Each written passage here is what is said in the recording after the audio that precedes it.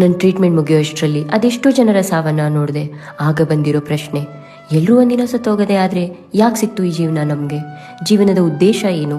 ಅದರಲ್ಲೂ ಈ ತುಂಬ ಚಿಕ್ಕ ವಯಸ್ಸಿನವರು, ಸಾಯಬೇಕು ಅನ್ನೋ ಆಸೆನೇ ಇಲ್ಲದೆ ಇರೋರು ತಮ್ಮ ಸಾವನ್ನ ತಡೆಯೋಕ್ಕೂ ಆಗದೆ ಸತ್ತೋಗ್ತಾರೆ. ಆಗ ಅವರು ಹೊತ್ತಿರೋ ಆ ಕನಸು, ಗುರಿ, ಸಾಧನೆ ಪ್ರತಿಯೊಂದನ್ನು ಪಡಿಬೇಕು ಅಂತ ಪಟ್ಟಿರೋ ಒದ್ದಾಟ ಒಂದೇ ಕ್ಷಣದಲ್ಲಿ ಎಲ್ಲವೂ ಮುಗ್ದೋಗುತ್ತೆ. ಈ ಥರ ಚಿಕ್ಕ ವಯಸ್ಸಿನ ಜೀವಿಗಳನ್ನು ಕಳ್ಕೊಂಡಾಗ ನಾವೆಲ್ಲ ಅನ್ನೋದೊಂದೇ ಅಲ್ವಾ, ಜೀವನ ಎಷ್ಟು ಅನಿರೀಕ್ಷಿತ ಅಂತ. ಹೌದು, ಅದೇ ಸತ್ಯ. Life is unpredictable. ಜೀವನ ನಮ್ಮ ಕಂಟ್ರೋಲಲ್ಲೇ ಇಲ್ಲ ಅಂದರೆ ಇರೋ ಒಂದಿಷ್ಟು ದಿನಗಳಲ್ಲಿ ಯಾಕಿಷ್ಟು ಒದ್ದಾಟ, ಜಗಳ, ಕೋಪ, ಅಸೂಹೆ, ದ್ವೇಷ, ಅಹಂಕಾರ, ದುರಾಸೆ? ಇರೋವಷ್ಟು ದಿನ ನಿಸ್ವಾರ್ಥವಾಗಿ ಪ್ರೀತಿಸೋಣ. ಯಾವುದು ಮತ್ತು ಯಾರೂ ಶಾಶ್ವತ ಅಲ್ಲ. ಬೇರೆಯವರಿಂದ ತಿಳಿದೇ ಆದ ತಪ್ಪುಗಳನ್ನು ಕ್ಷಮಿಸೋಣ.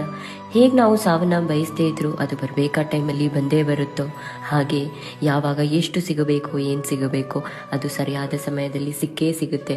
ಹೌದು, ಗುರಿ, ಪ್ರಯತ್ನ, ಕನಸುಗಳು ಇದೆಲ್ಲ ಇದ್ರೇನೇ ಜೀವನ. ಆದರೆ ಇದೆಲ್ಲದರ ನಡುವೆ ನಮ್ಮ ಜೀವನನ ನಾವು ಜೀವಿಸೋದೇ ಮರಿಬಾರ್ದು ಅಲ್ವಾ? ಏನಿದೆ ಅದಿಲ್ಲೇ ಇದೆ ಇವತ್ತು ಅನ್ನೋದು ಮಾತ್ರ ಸತ್ಯ. ನಾವು ಸಾಯೋ ಕ್ಷಣದಲ್ಲಿ ನಮ್ಮ ಕನಸುಗಳು ಈಡೇರಿರುತ್ತೋ ಇಲ್ವೋ, ಗುರಿನ ತಲುಪಿರ್ತೀವೋ ಇಲ್ವೋ, ಇದೆಲ್ಲದಕ್ಕಿಂತ ಮುಖ್ಯ ಆಗೋದು ಒಂದೇ, ನಾವು ಹೇಗೆ ಬದುಕಿದ್ವಿ ಅನ್ನೋದು ಮಾತ್ರ. ನಮ್ಮ ಜೀವನ ಎಷ್ಟು ಸುಂದರವಾಗಿತ್ತು ಅನ್ನೋ ಸಾರ್ಥಕತೆನಾದರೂ ನಾವೆಲ್ಲ ನಮ್ಮ ಕೊನೆ ಕ್ಷಣಗಳಲ್ಲಿ ಹೊತ್ತೊಯ್ಯೋಣ.